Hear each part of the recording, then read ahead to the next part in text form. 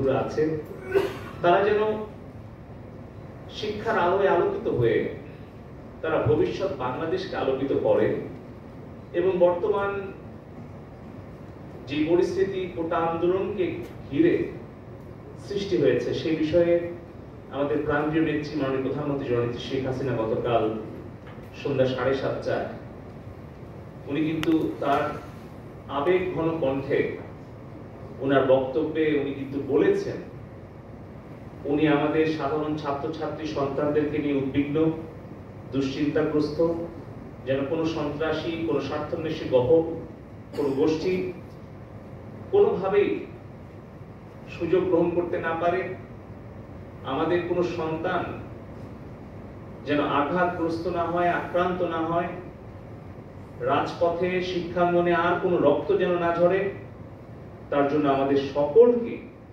সতর্ক থাকতে হবে, সহনশীল থাকতে হবে, ধৈর্যশীল হতে হবে। যে পরিস্থিতিটা তৈরি হয়েছে আপনারা জানেন যে 2018 সালে আন্দোলনের মুখে মাননীয় প্রধানমন্ত্রী জননেত্রী শেখ হাসিনা কিন্তু কোটা প্রথা বাতিল করেছিলেন। তখন নির্বাহী বিভাগের প্রধান হিসেবে উনি এটা করেছিলেন, কিন্তু সেই 18 সালে নির্বাহী বিভাগের প্রধানমন্ত্রীর সিদ্ধান্তের বিরুদ্ধে হাইকোর্টে রিট হওয়ার প্রেক্ষিতে উচ্চ আদালত যে রায় দিয়েছে, তারপরে সেইটার বিরুদ্ধে কিন্তু আমাদের সরকারের যিনি অ্যাটর্নি জেনারেল তিনি সরকারের পক্ষে এটার বিরুদ্ধে আপিল করেছেন। তার মানে কোটা প্রথা পুনর্বহাল যাতে না হয় সেইটার জন্য আপিল করেছেন। তার প্রেক্ষিতে একটি তারিখ দিয়েছে অ্যাপেলেট ডিভিশন, 7 আগস্ট সেটি শুনানি হবে। মাননীয় প্রধানমন্ত্রী জননেত্রী শেখ হাসিনা গতকালকে পরিষ্কার ভাষায় বলেছেন যারা মৃত্যুবরণ করেছে আমাদের ছাত্র ভাইয়েরা, সাধারণ মানুষ, সে যে দলেরই হোক, যে পরিবারেরই হোক, যে মতাদর্শেরই হোক, সে তো বাংলাদেশের নাগরিক, আমাদের পরিবারের সন্তান। আমরা চাই না যে আর কোনো মায়ের কোল খালি হোক, আর কোনো ভাই, আর কোনো বোন তারা ভাই হারানোর বেদনা বা কষ্টের মধ্যে পড়ুক। সেই কারণে আমি আবারও বলবো যে মাননীয় প্রধানমন্ত্রী গতকালকে আশ্বস্ত করেছেন, উনার বিশ্বাস, উনার প্রত্যাশা যে উচ্চ আদালত বর্তমান পরিবেশ পরিস্থিতি সবকিছু বিবেচনা করে অবশ্যই সঠিক সিদ্ধান্ত দিবেন। এবং মাননীয় প্রধানমন্ত্রী এটাও বলেছেন যে উনার আশা যে সেই সিদ্ধান্তে অবশ্যই আমাদের ছাত্র সমাজকে হতাশ হতে হবে না। তার মানে মাননীয় প্রধানমন্ত্রী জননেত্রী শেখ হাসিনা আমাদের ছাত্রছাত্রী ভাই বোনদের আবেগ, অনুভূতি, দাবির সাথে উনি একাত্মতা প্রকাশ করেছেন এবং উনি আমাদের সাধারণ ছাত্রছাত্রীদের নিরাপত্তা নিয়ে উদ্বিগ্ন আছেন। তাই আমি সকলকে আবার অনুরোধ করব, আজকে বিশ্ববিদ্যালয়গুলো বন্ধ, শিক্ষা প্রতিষ্ঠান বন্ধ, আমাদের জাতীয় বোর্ডের যে পরীক্ষাগুলো সেগুলো স্থগিত করা হয়েছে। আজকেও আমরা সকাল থেকে শুনছি বিভিন্ন জায়গায় একটা পক্ষ সহিংস বিশৃঙ্খল অবস্থা সৃষ্টির অপতৎপরতা চালাচ্ছে। কিছু রাজনৈতিক দল আমাদের এই সহজ সরল নিরীহ মেধাবী শিক্ষার্থীদের এই আবেগটাকে পুঁজি করে তারা কিন্তু তাদের স্বার্থ হাসিলের অপচেষ্টা করছে। আমি আবারও বলবো, আমাদের ঢাকা বিশ্ববিদ্যালয়, জাহাঙ্গীরনগর বিশ্ববিদ্যালয়, শাহজালাল বিশ্ববিদ্যালয় সহ রাজশাহী বিশ্ববিদ্যালয় এবং জাতীয় বিশ্ববিদ্যালয় সহ স্কুল, কলেজ, মাদ্রাসা সকল শিক্ষা প্রতিষ্ঠানে এখন প্রায় 5 কোটি ছেলে মেয়ে পড়াশোনা করছে। এই 5 কোটি ছেলে মেয়ের ভবিষ্যৎ নিশ্চিত করার জন্য, তাদের দক্ষতা, যোগ্যতা, মেধা অনুযায়ী তাদের ভবিষ্যৎ কর্মজীবনকে নিরাপদ করার জন্য, তাদের কর্মসংস্থান সৃষ্টি করার জন্য মাননীয় প্রধানমন্ত্রী জননেত্রী শেখ হাসিনা কিন্তু দিনরাত পরিশ্রম করে চলেছেন।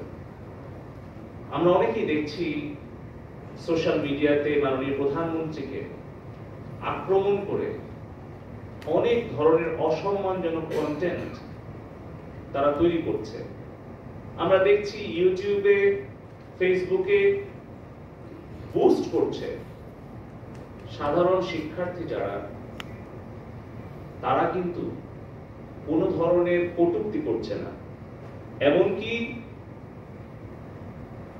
দেশদ্রোহিতার যে স্লোগান, রাজাকার শব্দটি নিয়ে যে বিতর্ক তৈরি হয়েছিল পরশুদিন রাত্রে, গভীর রাত্রে, তারপর কিন্তু আমরা দেখেছি কোটা বিরোধী আন্দোলনকারীরা, বিশেষ করে কোটা বিরোধী আন্দোলনকারীদের সমন্বয়কারীরা, তারা কিন্তু স্পষ্ট ভাষায় বলে দিয়েছে যে তারা ওই স্লোগানের বিপক্ষে।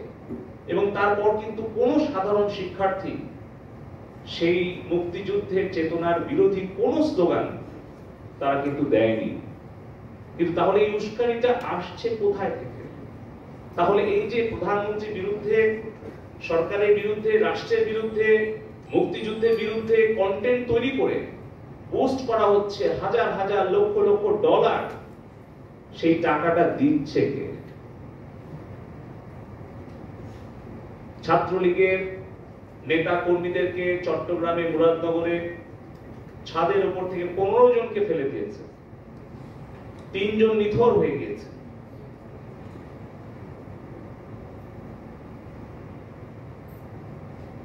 মিছিল থেকে গুলি করা হয়েছে। কোন সাধারণ মেধাবী ছাত্রছাত্রী কেউ, আমি বিশ্বাস করি যে একটা হোস্টেল কিংবা একটা হলের ছাদ থেকে বা একটা মেসের ছাদ থেকে আর একজন মানুষকে ফেলে দিয়ে হত্যা করবে, এটা কোনোদিন একটা বিবেকবান ছাত্র বা ছাত্রী করতে পারে না। এটা সন্ত্রাসীদের কাজ, এটা খুনিদের কাজ। কোন সাধারণ ছাত্রছাত্রী আগ্নেয়াস্ত্র নিয়ে, পিস্তল নিয়ে, বন্দুক নিয়ে, ককটেল নিয়ে তারা কিন্তু পাল্টাপাল্টে আক্রমণ করেনি।